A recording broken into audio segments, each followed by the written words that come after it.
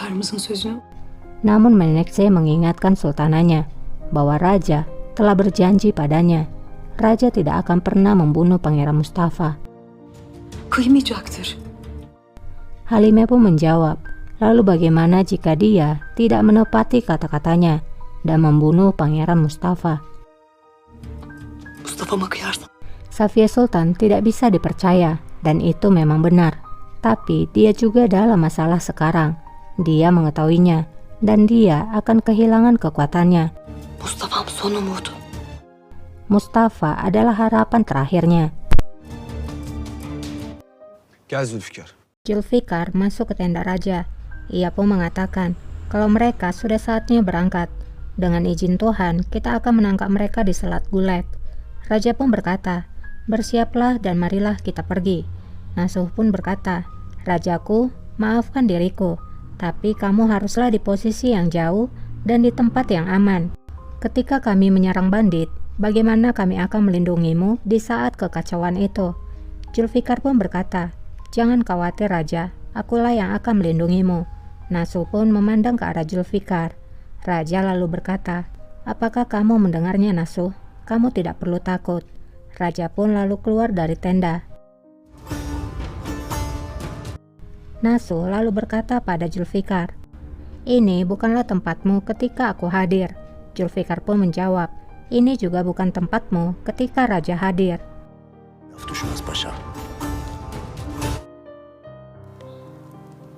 Di luar tenda, Iskender sedang duduk di perapian, memandangi tali pita milik dari Kosem.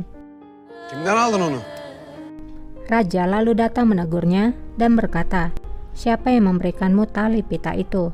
Iskender pun langsung membakar tali itu. Melihat tali pita itu dibakar, raja pun berkata, apa yang kamu lakukan Iskender? Dia pasti akan kesal jika dia tahu kamu telah membuang tali pitanya ke api. Ateşe attığını işitirse pek üzülür. Siapa wanita itu? Beritahukan diriku.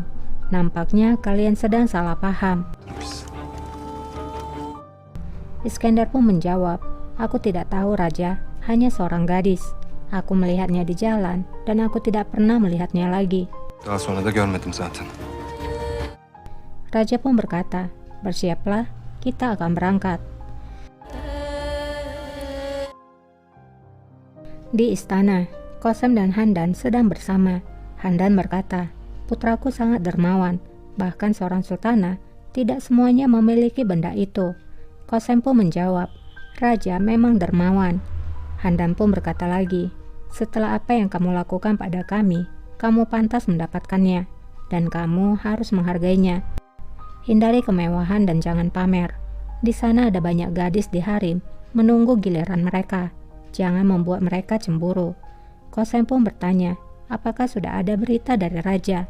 Handan pun menjawab, sayangnya belum ada. Apakah ada berita baik darimu?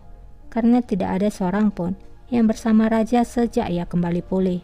Kosem pun menjawab, belum sultan aku, tapi aku merasakannya. Berita yang kamu harapkan akan segera datang. Gelecek beklediğiniz haber. Handan pun menjawab, aku harap demikian. Hachi lalu datang dan berkata, Safiye Sultan telah menunggumu di ruangannya. Dia mengatakan ini penting. Handan pun lalu pergi. Haca. Kosem lalu memanggil Hachi. Ia berkata, aku ingin tahu segalanya. Beritahukan aku apa yang sedang terjadi. Hachi pun mengangguk lalu pergi. Di lorong istana, Menekse bertanya, kenapa kita pergi Sultana? Halime pun menjawab, aku ingin mencari tahu apakah Safiye Sultan serius. Kita akan melihatnya nanti. Menekse berkata, apakah kamu akan menerima tawaran itu? Aku mohon jangan. Kita tidak bisa menempatkan pangeran dalam bahaya lagi. Allah tekrar ateşe atmayalım. Handan dan Safiye kini bertemu. Handan berkata, berapa lama permainan ini akan berlanjut Sultan aku? Kita berdua tahu kalau kamu tidaklah sakit. Safiye pun menjawab, depresi juga adalah penyakit Handan. Kesedihan membuat orang kesal dan menghancurkan hatimu. Yaralar. Kalp. Handan pun menjawab, aku pikir kamu tidak memiliki hati. Safiye pun menyuruh Handan untuk mendekat. Ada sesuatu hal yang penting ingin aku katakan. Halime datang ke ruanganku tadi malam, berbicara secara pribadi. Handan pun berkata, aku tahu. Haberim var. Safia berkata lagi, apakah kamu tahu apa yang ia kejar? Apakah kamu tahu apa yang diusulkannya pada kami? Dia bilang dia akan menempatkan kami di atas tumpuan. Sebagai balasan, dia tidak akan mengirimkan kami ke istana lama jika kami menobatkan Pangeran Mustafa saat ketidakhadiran raja. Çıkarmamızı istedi. Handan pun berkata, Halime tidak tahu batasannya.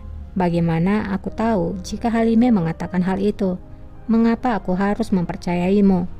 Safie pun menjawab, mengapa kamu pikir kalau Kamila dibalik setiap keonaran? Jika kamu tidak percaya padaku, ikuti saja Halime. Takip ediliyor zaten. Handan pun menjawab, dia sudah diikuti. Safie pun berkata, kalau begitu, lihatlah dia kemudian. Siapa yang datang ke pertemuan Incirli? Dengan siapa dia bernegosiasi? Lihatlah dengan matamu sendiri. Elinizle görün. Handan pun berkata, kenapa kamu mengatakan hal ini, Sultana? Safie pun menjawab, kami hanya menginginkan kedamaian. Kami ingin tetap berada di sini. Apakah itu cukup? Değil mi? Halime nampak kini akan memasuki ruangan Incirli. Dan saat ia masuk, di sana hanya ada para tentara. Para tentara pun mengucapkan, selamat datang Sultanaku, kami sudah menunggumu. Geldiniz sultanım. Biz de siz...